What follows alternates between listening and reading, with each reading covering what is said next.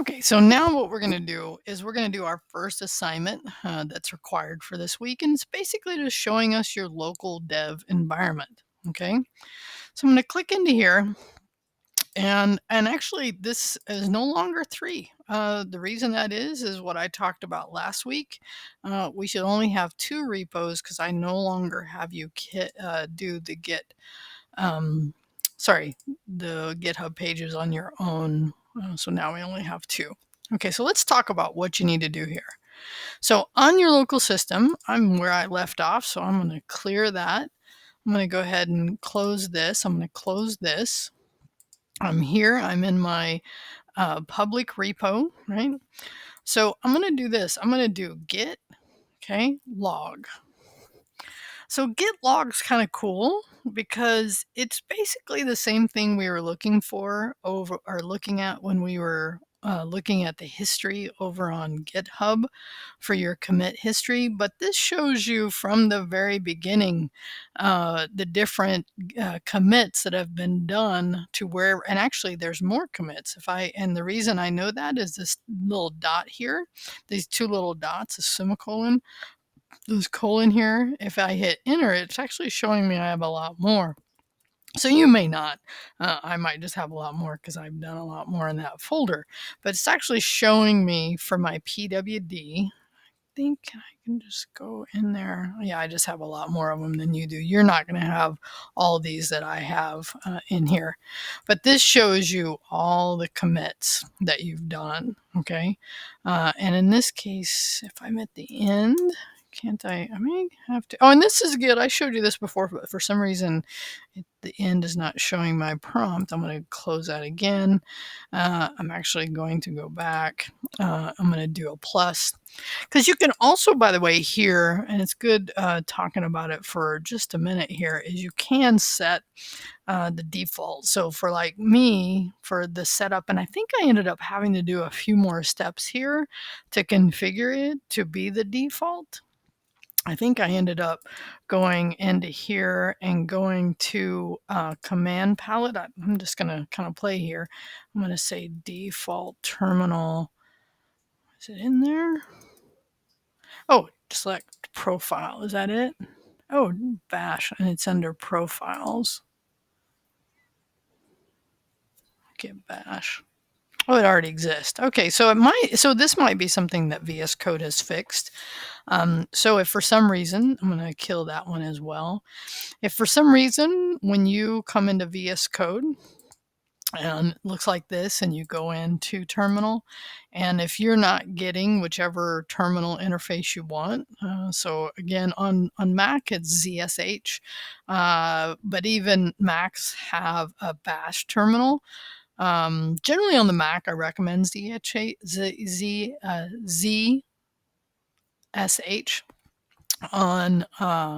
But on Windows you can choose either one is fine to do that. Okay, so more than anything, I was just trying to show you the idea of doing the log.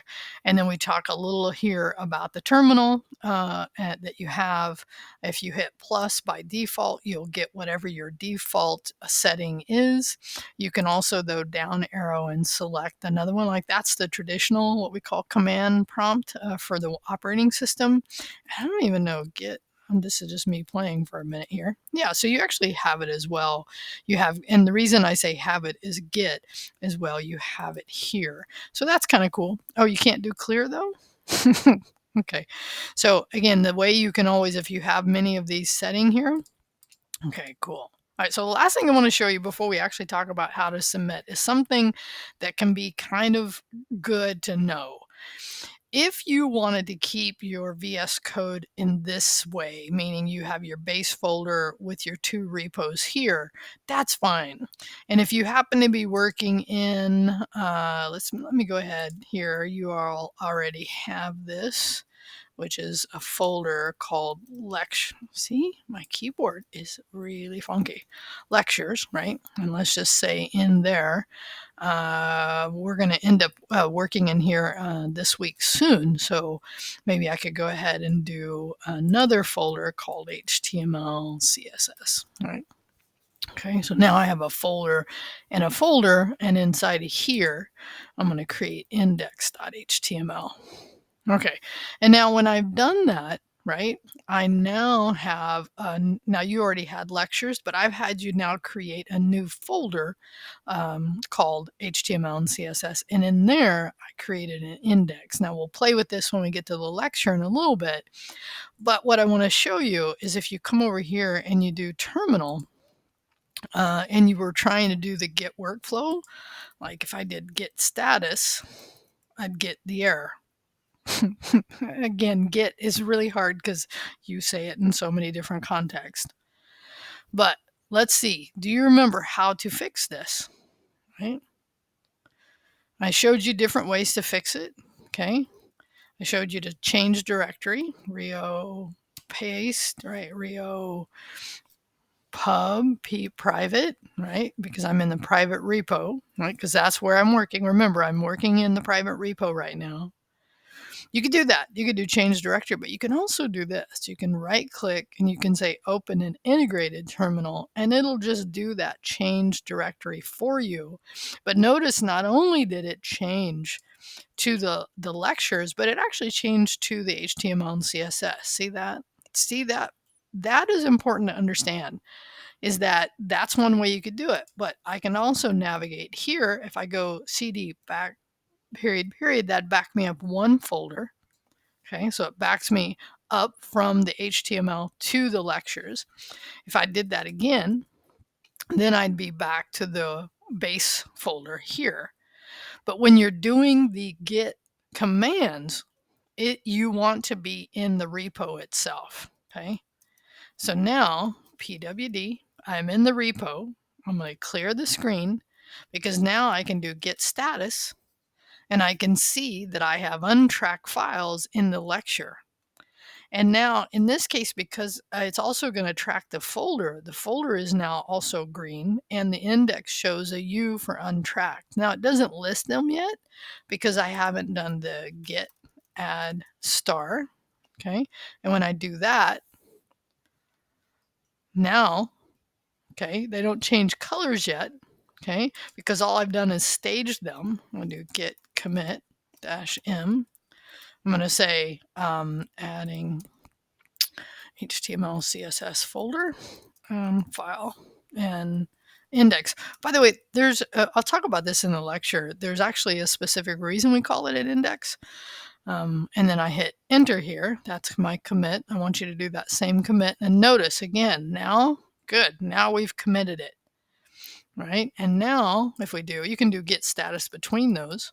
And now when I do, and I should have done get status after I did the stage, just so you could see those messages as they go by. But it's just good to see that. Okay. Okay. So at this point, what I want you to do is go ahead and do git push, right? So that you push those. So now your private repo should have a new directory. It should have a new index file on it. And we do have a new commit. Okay. So what I want you to do here now is just from this view where you did that last commit or wherever you have it on here, now take a print screen. Now for me on the Windows side, I have this nice little interface for snipping tool. I can do new, and I can just do rectangle. I can do freeform. I can do the window mode. Or I can do full screen. Window mode would just, I think, let me select the window. Yeah, that's kind of cool. And I'm just going to do that. That's awesome. Now I have a print screen. And so now the rest of the work is work you've already, oh, there's my print screen. Oh, that's cool. Right? So then I would go in and save that. This gets a little confusing because which one am I on? There we go. So now I'm in the interface for the snipping tool, and I think it's already saved the file somewhere, right?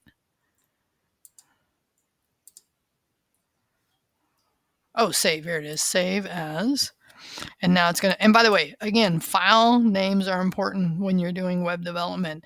The system by itself will create this long file name, and you don't want that. Now, where you want this is I'm going to go into my documents because I want it in my repo. I'm going to go into my documents. I'm going to go into 82, right, actually, I'm going to go into this semester because this semester we only have 2. I'm going to go into pub. I'm going to go into images, and I'm going to do, um, uh, let's give it a file. Let's give it a file name that makes sense. Okay. Print screen. Let's just call it print screen. That's cool. Images right there. Hit save. Okay. So now from here on out, if I come back here to VS Code, notice how and if you're paying attention, your pub now is green because you have a new file called print screen. And now you're going to version control this and you're going to embed it. Let's go back here, right? You're going to version control that, right? You're going to then embed this like you've done before. Resizing it is up to you. I always like to matter of fact, okay, let me go look. Let me go look at that file before. Actually, VS Code actually gives you this to at least look at the file size, which is kind of cool. I'm going to drop my terminal for a minute. And I believe, and it's kind of hard, it feels very Inception here because it's a file that looks like the thing in a file. But here it is, 1920 by 1028. Yeah, so I would definitely go. You can't modify it in VS Code, but you can definitely modify it. Like on Windows, there's definitely a way in here under Docs, under 24, under Pub, under Images, and now under that print screen that I could resize it. Okay. I just haven't used their interface. Oh, edit images. Very nice. And then what I would do here is I would resize it down. Let me see where you can do this. Markup, touch, filter, adjust, copy as. I don't want to crop it. I don't want to crop it here. What I want to do is just resize it. Can't I? Original square crop adjust. I'm looking for the resolution. 75%, 1:1. Wow, where is the resolution? Okay, hold on. Let me look. That way I don't make you wait while I'm looking. There it was. It was right there. I actually had to back out one side. I had to back out. Instead of going into the image, I did one step back and then I right-clicked and resize image. And here's where I might say something like, 600. And what it does is because these are linked with width and height, they're linked. And in this case, they're connected together. So whatever if you say 600, then it says, oh, let me figure out this so that the image stays in a good aspect ratio and then it looks good. And what's cool here is it also shows you how much smaller that file is going to be. That's another good thing to understand. Okay, hit save. And now what it's going to do for me is going to try to save it in a different location. I'm like, no, I want to overwrite the original one. Now, by the way, you can do this however you want. I'm just showing you I'm playing at the same time, which might not be the best way to show things, but I'm going to hit save. I'm going to hit replace. Cool. All right, so I'm going to get out of here. Oh, I got out of VS Code. Oh, no, I didn't. There we go.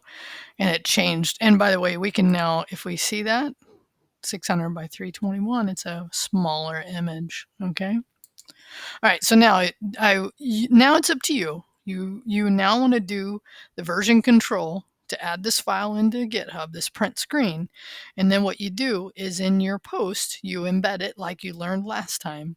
And then you write 100 words about your experience of doing this work. Did you run into any issues? Is there something you'd like to talk more about?